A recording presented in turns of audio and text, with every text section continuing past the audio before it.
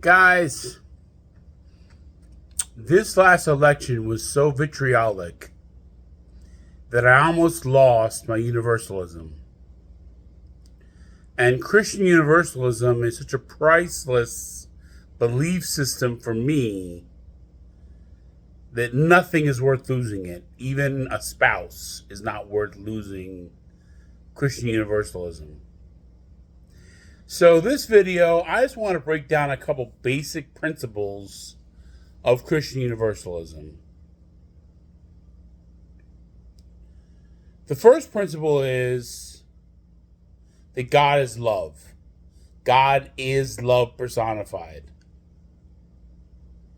The second principle is that Jesus Christ is Lord, and that because Jesus Christ, the Lord of all creation, died a humble death on a cross, atoning for the sins of the creation,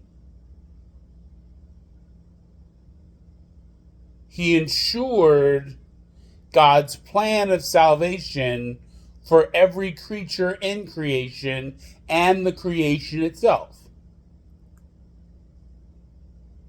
So the third basic principle of Christian universalism is that everybody gets redeemed, even the devil. Now that's basic. That's basic stuff. But we really have to go a little deeper with this to understand the power of Christian universalism. Christian universalism supposes that every victim is a victim, that every oppressor is a victim of somebody else. If you have an older brother who's too hard on his younger brother, perhaps the father is oppressing the older brother. And if the father is being too hard on the older brother, perhaps the father's boss is oppressing the father.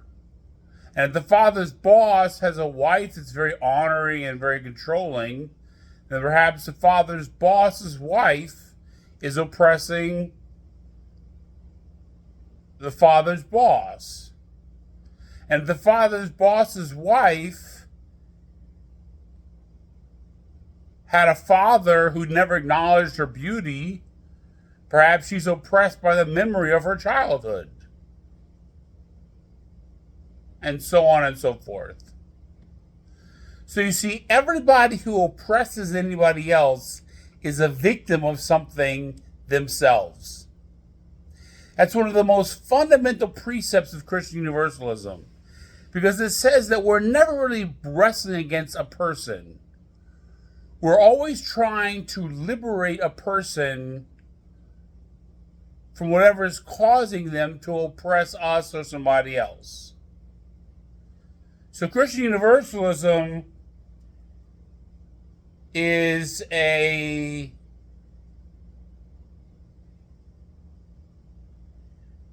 doctrine or belief system of liberation. And you are always liberating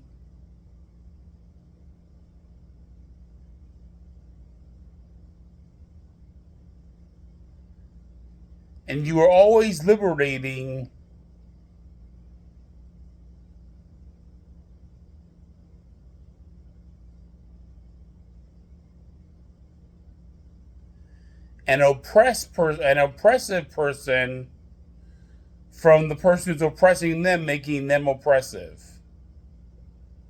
You see, if everybody makes it, then everybody is worthy of making it. And that means that everybody has good in them. That means that Donald Trump is not my enemy, DeSantis is not my enemy, Putin is not my enemy. None of these people are my enemies. Really, they're my prayer projects. Really, I'm praying for their liberation so that they can stop oppressing other people.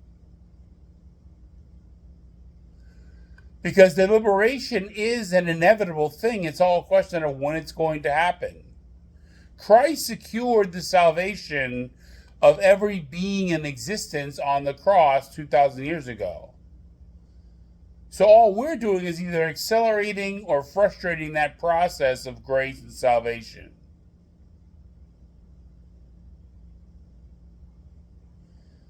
So when we put it in those terms, what we need to recognize and what we need to understand is that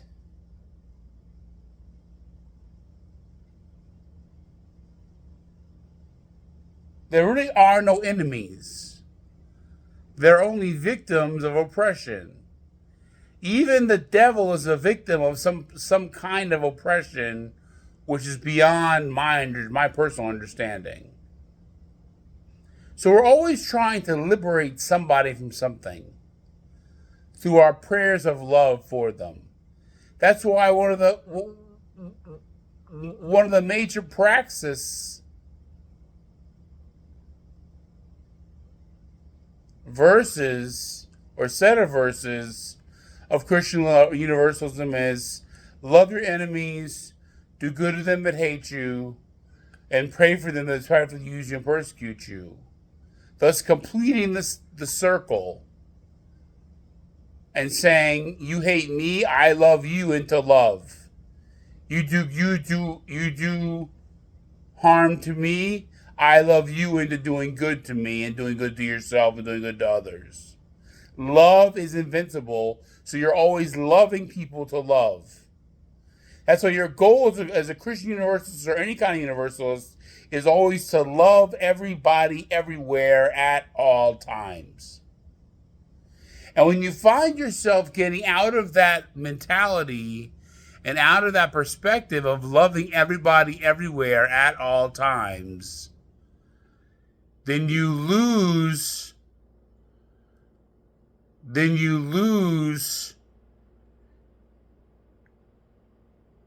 a sense of your belief system and your alignment with God or love. So I put out a little short tonight called Authority, which is based on the Raven Technique, which you can look up on my YouTube videos, or you can go to www.empoweredrecoveryconsulting.com and download the PDF on the Raven Technique. And the Raven Technique is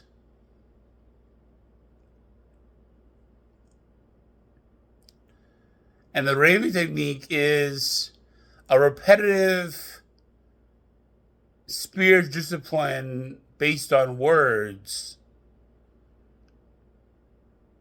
that frees people from dysfunction, sin, bondage, disease, death, etc.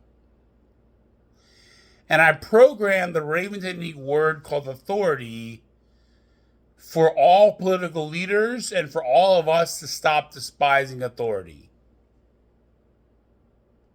So if you wanna refer to that short on authority, or just say the word authority in your thoughts, it will help the political leaders of our world be more of who God wants all of them to be.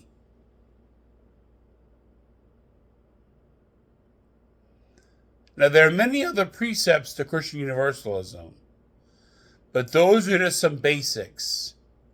Love everyone without discretion. Again, the commandment of Christian Universalism, of Christ to us as Christian Universalists, is love everyone without discretion. It's just that simple. And I'm about to make a short about that right now. All right, well, this is Captain Kirk signing off, saying thank you for being you. Namaste.